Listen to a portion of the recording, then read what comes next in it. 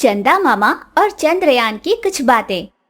राजनपुर नाम का एक सुंदर सा गांव और गांव के बिल्कुल पास में ही एक चंद्रशील नाम का पर्वत। उस पर्वत को लगकर ही एक घना सुंदर सा जंगल, जहां पर कई सारे जानवर और पक्षी रहा करते थे। उस जंगल में एक टीचर चील हुआ करता था, जो जंगल में रही सभी नन्ही पक्षी को पाठ पढ़ाया करता था।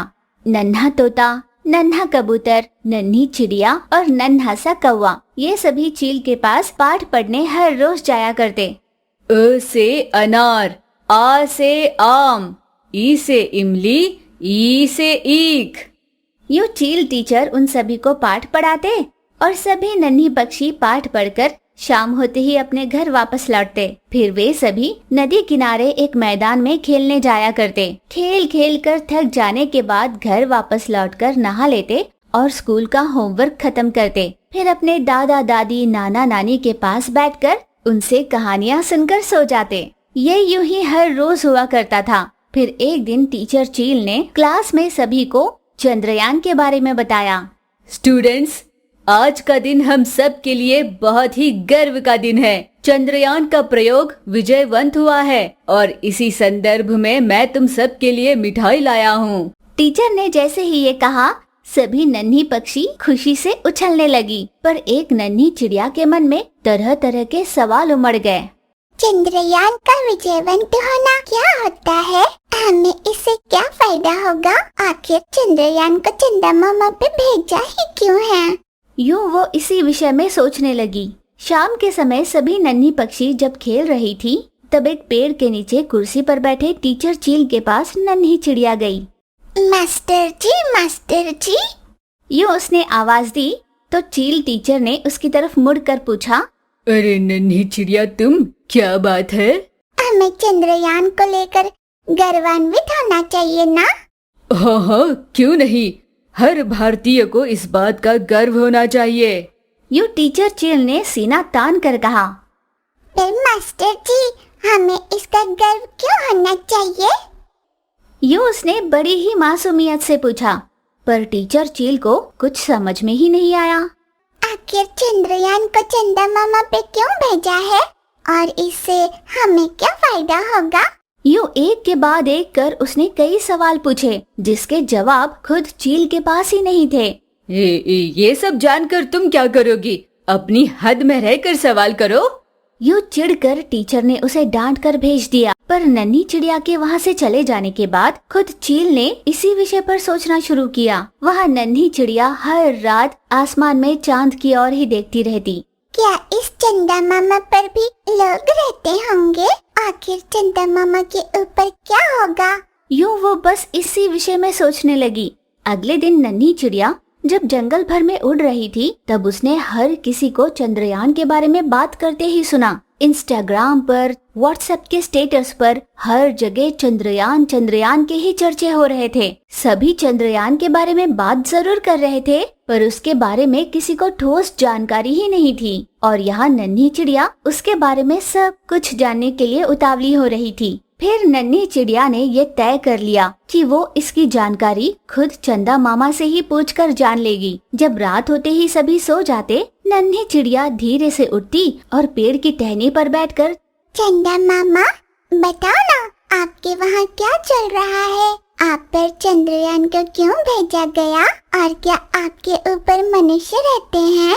ये उसने पूछा, पर चंदा मामा की तरफ से कोई जवाब नहीं आ रहा था। नन्ही चिड़िया उदास हो गई, पर उसने हार नहीं मानी। अपनी जिद पर अड़ी रही। वो हर रोज रात में बिना चूके पेड़ की टहनी पर बैठती और चंदा मामा को आवाज देती, पर चंदा मामा के यहाँ से कभी कोई जवाब नहीं आता। फिर कुछ दिनों के बाद पूनम की रात आई। चंद्रमा की रोशनी पूरे जंगल पर बिछ गई थी, जिससे जंगल का हर कोना कांतिमय हो गया था। फिर हर रोज की तरह सबके सोने के बाद नन्ही चिड़िया जामुन के पेड़ के ऊपर बैठी चंदा मामा की ओर देख उसे आवाज देने लगी। चंदा मामा, आज तो आप बहुत ही ज्यादा सुंदर लग रहे हो। कम से कम आज तो मेरे सवालों का जवाब दे दो ना। ये उसने निराश चेहरे से पूछा, पर चंदा मामा की ओर से अब भी कोई जवाब नहीं आया। मैं पिछले कितने दिनों से आपसे पूछ रही हूँ, पर आप मुझे कोई जवाब ही नहीं देते। लगता है आपको जवाब देना ही नहीं है। मैं यहाँ से जा रही हूँ। आज के बाद कभी आपसे मिलने नहीं आऊंगी। यूं उसकी मासूम शिकायत में नाराजगी झलकाती हुई वो वापस वहाँ से लौटी और सो गई। और जब नन्ही चिड़िया सो रही थी तो उसने एक सपना देखा। सपने में चंदा मामा ने उसे दोस्त चिड़िया कहकर बुलाया। नन्ही चिड़िया झट से नींद से जागी। उसने बजाय इधर उधर देखे सीधे चंदा मामा की ओर ही देखा। उसे चंदा मामा का मुस्कुराता चेहरा दिखाई दिया। वो बिना पलक झपकाए चंदा मामा की ओर ही देखे जा रही थी। ऐसे क्या देख रही हो?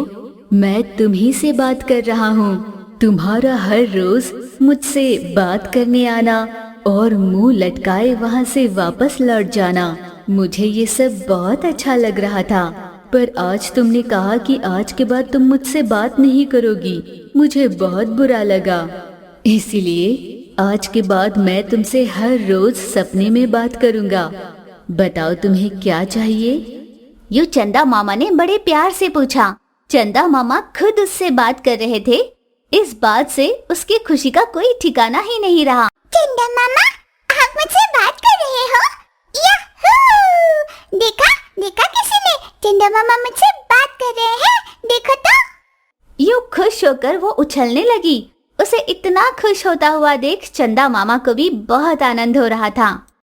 चंदा मामा, सुनो ना, आपके ऊपर चंद्रयान आया है ना, वो वहाँ पे क्या कर रहा है?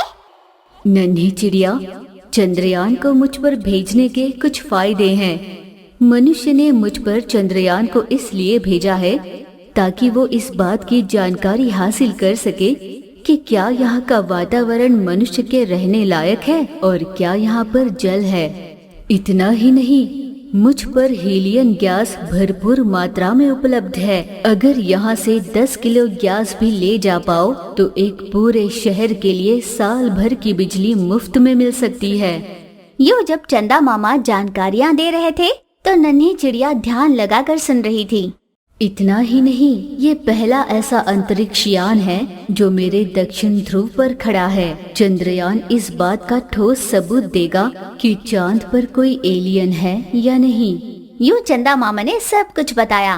तो फिर आप मुझसे अभी बात कर रहे हो ना, तो अभी क्यों नहीं बताते कि वहाँ पर मनुष्य रहते हैं या नहीं, पानी है या नहीं? मनुष्य को अपने प्रयास करने चाहिए, तभी तो प्रकृति उसका साथ देगी। वो प्रयास कर रहे हैं ना, उन्हें करने देते हैं। यूं चंदा मामा ने नन्ही चिड़िया के साथ ढेर सारी बातें की। फिर जब सुबह हुई तो नन्ही चिड़िया की समझ में कुछ नहीं आ रहा था, पर उसे चंदा मामा की कही हर बात बहुत अच्छे से याद थी। फिर उसने चंदा मामा की महानता और उसके बारे में सारी जानकारी अपने दोस्त नन्हे कबूतर और नन्हे तोते को बताई। ये सब दूर खड़े टीचर चील ने भी देखा।